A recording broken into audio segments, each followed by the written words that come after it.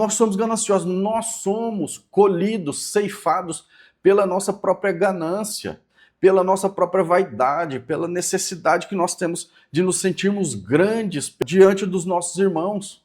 Uma mentira doce ou uma verdade amarga? Qual dessas opções nós temos a tendência de aceitar com mais facilidade? Meus irmãos, no devocional de hoje vamos falar sobre a diferença entre as mentiras, as falsidades que nos seduzem e as verdades que muitas vezes são duras, as verdades que muitas vezes nos colocam em posições desconfortáveis. A primeira grande mentira doce que foi contada para a humanidade foi a mentira da serpente lá no Jardim do Éden. A serpente seduziu a Eva dizendo que se ela comesse da fruta da árvore do bem e do mal, ela teria os mesmos poderes de Deus, ela teria o conhecimento de Deus e os mesmos poderes. A Eva seria como Deus e que Adão também seria como Deus. Essa foi a primeira mentira docinha, ela veio com sabor de fruta, né? Por que Eva caiu nessa mentira? Por que ela precisava ser parecida com Deus? Por que Eva achou que seria interessante ela ser como Deus, ela ter o conhecimento de Deus, ter os poderes de Deus? Que agonia é essa? Que necessidade é essa que nós, seres humanos, temos de querermos ser como Deus? Não é? É estranho isso. A segunda criatura, né? E a segunda criatura seduziu a primeira, que foi Adão. A Eva também seduziu Adão a comer deste fruto e trouxe ao Adão a sedução da ganância, não é? E é muito estranho isso, mas nós precisamos estudar isso e entender mais profundamente a diferença entre verdade e mentira. No devocional de hoje, Billy Graham ele cita que um pastor que tinha um amigo ator e ele sentiu diferença que nas apresentações do ator ia muita gente e nas pregações dele iriam poucas pessoas. Aí ele argumentou: se eu falo a verdade, poucas pessoas aparecem para ouvir a palavra de Deus, e você que fala sobre mentiras, histórias, ficções, e atrai muitas pessoas. Aí o ator disse a ele: a diferença é que eu apresento as histórias como se fossem verdade, e você fala da verdade e a apresenta como se ela fosse mentira. Olha que contradição, olha que doideira. Como assim? A verdade ela pode ser apresentada de uma forma falsa, de uma forma que ela pareça não ser a verdade? Como isso acontece? Meus irmãos, isso pode acontecer por diversos motivos, mas o principal é a verdade que você está professando, você vive ela? As pessoas conseguem ver essa verdade na sua vida? Ou ela parece apenas um discurso muito bem escrito que está na Bíblia, mas que as pessoas não enxergam esse discurso transformado em ações na sua vida, no dia, no seu comportamento, na sua forma de tratar os outros, na sua forma de cuidar das suas coisas, na sua forma de lidar com os irmãos no dia a dia. Aquele ator, ele talvez ele conte histórias que não são verídicas, claro, no mundo cênico, no mundo teatral, mas talvez esse ator ele apresente na vida dele genuinidade, falei errado, mas do que o outro que prega sobre a Bíblia, prega sobre Deus, fala sobre Cristo, mas que muito possivelmente não consegue transferir essa pregação, essa teoria para o seu comportamento. Então, nós precisamos entender isso. É necessário que nós entendamos essas diferenças, porque nós precisamos identificar na nossa vida o que é verdade e o que é mentira. Porque no final das contas vai prevalecer a verdade, independente de qual sabor ela tenha. a verdade sempre prevalece. Não podemos nos deixar sermos enganados pelas mentiras, porque no final das contas a verdade prevalece. Independente se você gosta ou não, independente se você acha bonita ou se você acha feia. Existem verdades duras. Gálatas 4,16 diz: tornei-me porventura vosso inimigo por dizer a verdade? Meus irmãos, o apóstolo Paulo, ele foi um dos maiores exortadores da igreja. Ele iniciou, basicamente, praticamente ele deu início aos procedimentos de correção das igrejas, porque ele plantava novas igrejas no mundo gentil, no mundo fora do mundo judaico. Ele plantava as igrejas, só que muitas vezes essas igrejas passavam a agir de forma contrária à palavra que ele havia trazido, que ele havia pregado. E ele dizia que a palavra não era dele, a palavra vinha de Deus e que deveria ser cumprida.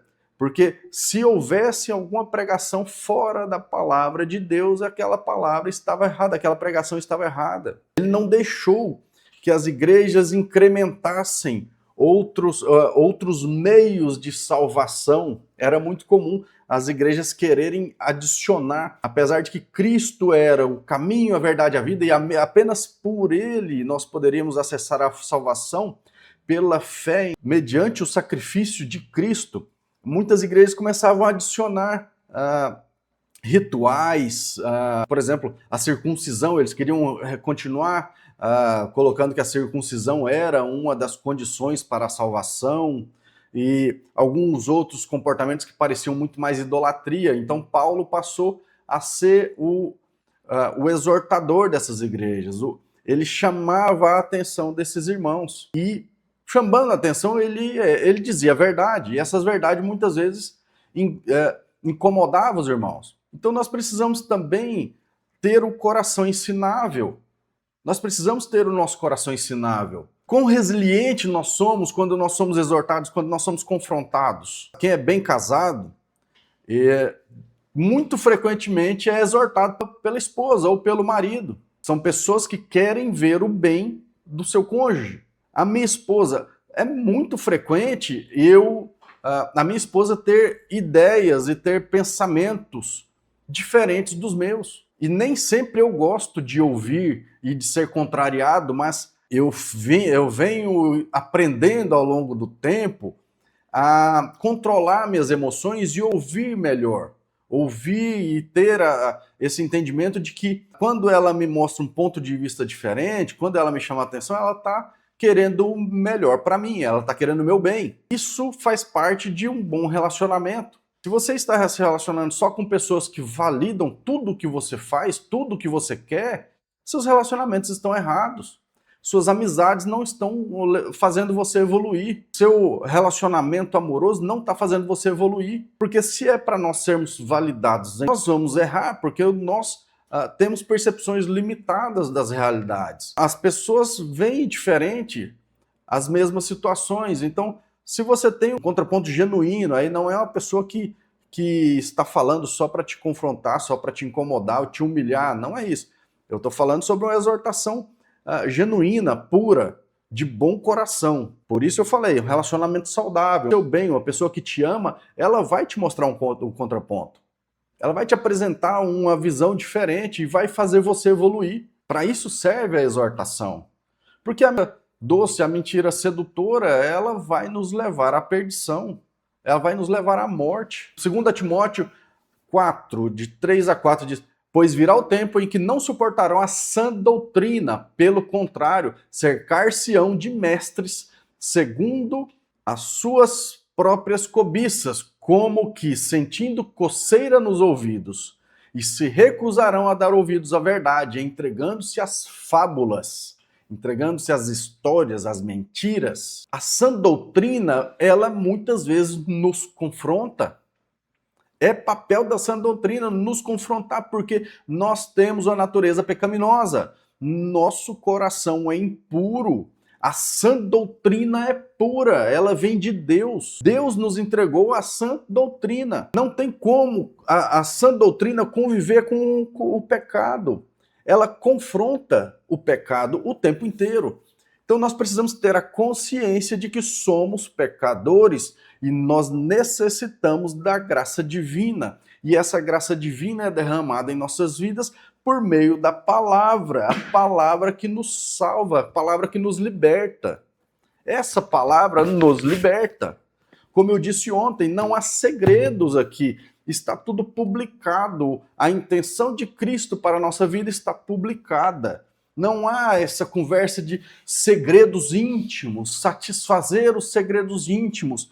Cristo publicou tudo o que ele queria para nós. O que não está publicado não é necessário para nós. Cristo escolheu não deixar público. Há algum segredo que ele guarde, e de fato há diversos segredos para ele, isso é assunto dele, não é do nosso interesse. Essa curiosidade do ser humano de querer saber o segredo, as chaves não sei de quê, o código não sei das quantas, isso é só argumento de sedução para pegar os trouxas, para pegar o pobre do pecador que é ganancioso.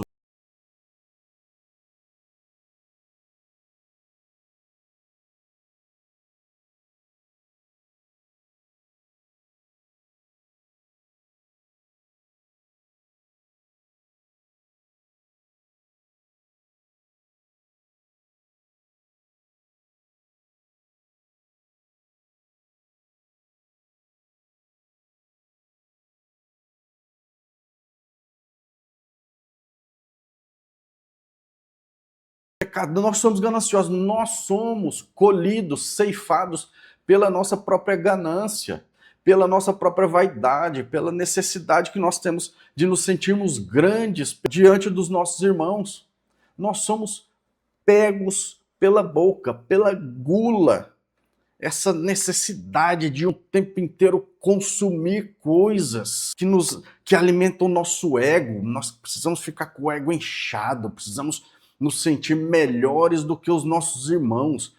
Os nossos irmãos podem até estar bem, desde que não estejam melhores do que nós, porque se estiverem melhores do que nós, aí já é um problema, porque afeta a nossa vaidade.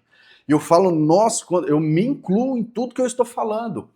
Todas as falhas, todos os problemas, todos os vícios, todos os defeitos, toda a podridão, tudo que é de ruim que eu falo aqui nos meus vídeos, eu estou me incluindo. Estou incluindo a minha própria natureza. Natureza para a qual eu preciso de oração todos os dias, senão eu desvio. Eu preciso da presença de Cristo todos os dias, eu preciso do Espírito Santo sempre me podando. O Espírito Santo nos poda. Cristo disse que a árvore que dá fruto, ela será podada para que ela dê mais frutos. Porque a árvore que não der fruto, ela vai ser arrancada. Será arrancada pela raiz e vai virar lenha. Sabe o que é virar lenha? Vai para o fogo. Então, eu preciso o tempo inteiro ser podado. O Espírito Santo está aqui, ó, o tempo inteiro. Quando eu me acho muito superior, muito bom, muito autorresolvido, aí os meus galhos vão crescendo, vira aquela árvorezona. Nossa, olha que árvorezona legal. Cadê os... Tem fruto? Não, aquela árvorezona linda vai ser cortada, arrancada pela raiz. Então eu preciso orar e pedir para que o Espírito Santo venha, me pode, como uma parreira que precisa ser podada todos os anos para que ela crie novos galhos e esses novos galhos gerem frutos. Então eu preciso do Espírito Santo me aparando. Essas aparações do Espírito Santo são as verdades, são as exortações que vêm podando o mal, vai cortando os ramos de mal, vai arrancando os pecados.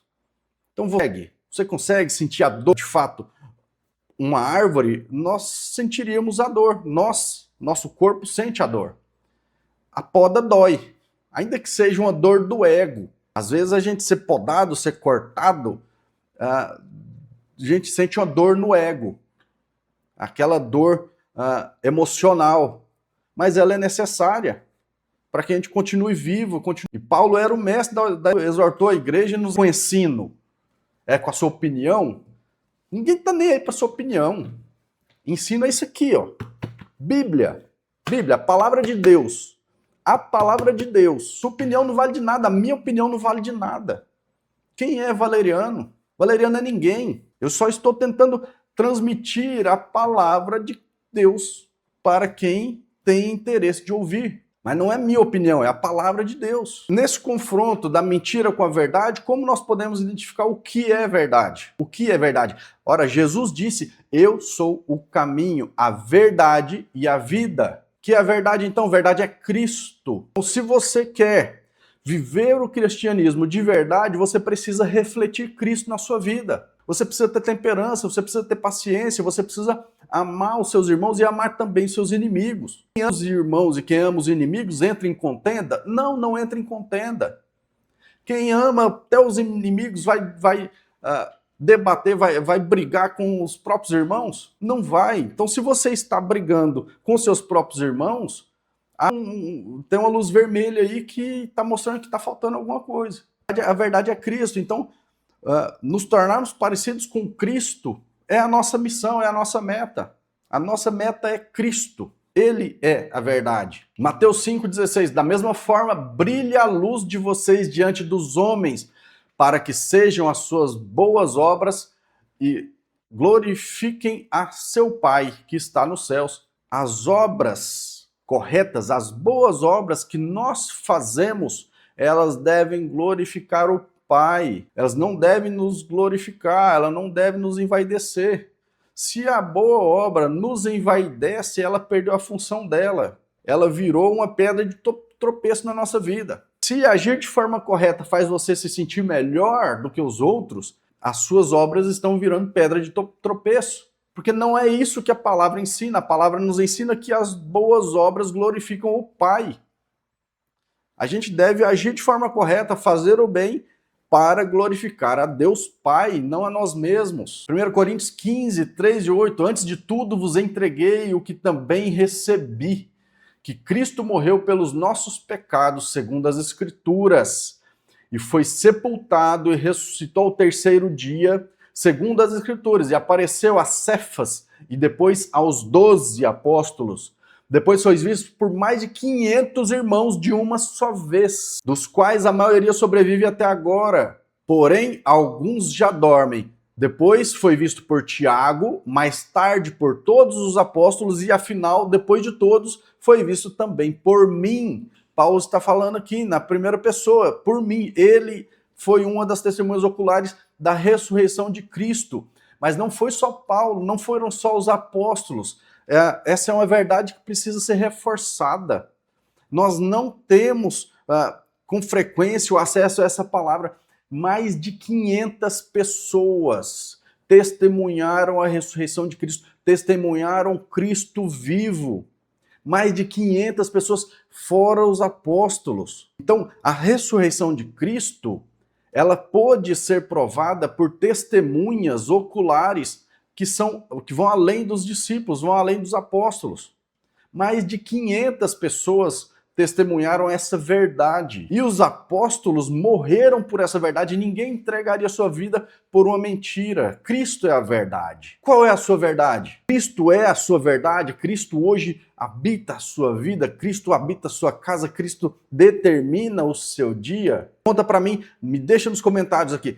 O que você prefere? Uma mentira docinha ou uma verdade amarga? Uma verdade que exorta, que confronta? Eu tô aprendendo a ser confrontado. Minha esposa sabe muito bem disso.